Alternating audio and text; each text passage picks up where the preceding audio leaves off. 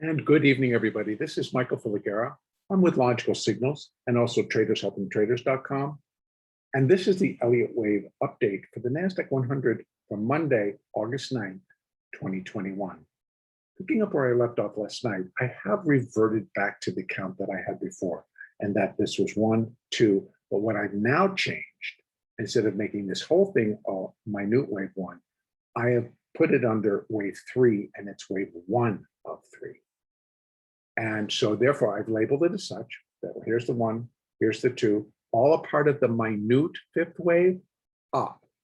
So that's minute wave 1 of 5, minute wave 2 of 5, and then this is the subminute wave 1 of subminute wave 3. So this is 1 of 3. This could be 2 of 3, but this, in order to be a third, really needs to take off, needs to start going, needs to accelerate to the upside, needs to move to new highs without much effort. So otherwise, it's now going to be more of that. We still have a C wave down, and this is an A, B, C for the subminute 2, or wave 2 of the third wave.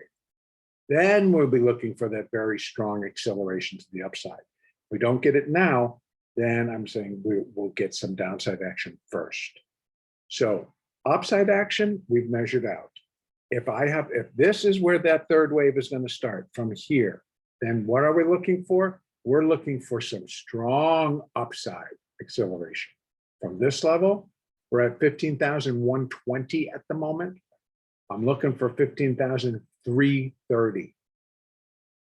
That's pretty high. And that would be where I really would expect wave 3 to come in, because that's only where it will be equal in length to what I'm measuring out as wave 1 of 3. So this third wave, if that's the case, this all picks up and starts going. And we're going to move pretty quickly to finish this minute wave 5 and then turn the minor wave 5. So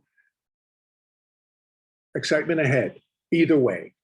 So let's look at what can we say for tomorrow. If it's going to move up, it needs to start to accelerate. It'll be an acceleration that just pops through the moving averages, pops through the resistance, and will be guided higher by the 4 and the 8. And that would be on the hourly chart.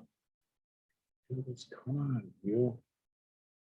This is really a pain that my computer keeps doing this with my mouse. So I'm trying to blow this up so we can see these moving averages. Right now, they are lined up. It's just the 4 and the 8. If they revert and they start going up, then the 30-minute will be in alignment. And then we just start moving it down, and you're going to see they all need to be in alignment. They all need to go in the same direction.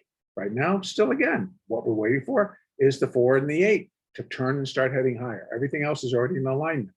So it's not going to take much to put the charts in alignment. Once they are, you don't want to be in the way of the move. Here, a little bit different, but this is a 5-minute chart. That can change.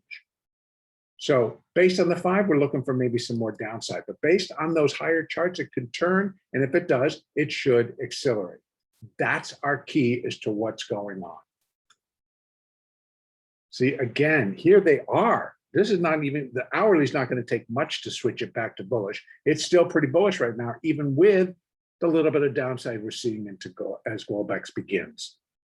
So how I'm leaving it.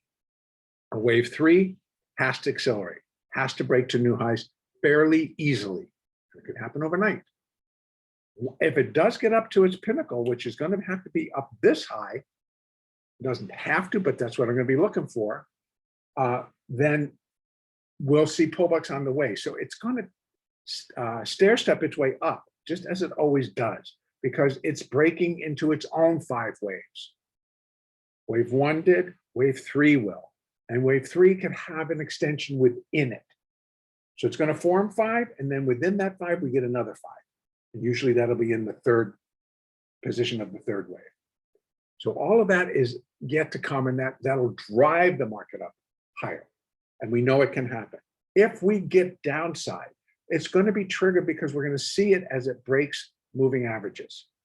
And then we can count that, because this then would be wave A of the 2, and this would be wave B of the 2, and now we have a C wave. And if that's the case, then I just take this one off, redo them to reflect a C wave down. Instead of a third wave up, we reflect a C wave down. Its relationship would be C is related to A. And if this is all A, then C is right there. See that 100? Got a little label in between, but that's where we're looking at 14,974. And that's where I would expect it to come to. That was where C equals A. Common, most common. And then we have additional. We have additional support coming off all the way down to 14,867. Cannot break that. Then it's not a wave two. But if wave two wants to continue, we've got it covered. So our choices are that it explodes higher, in which case easier to trade.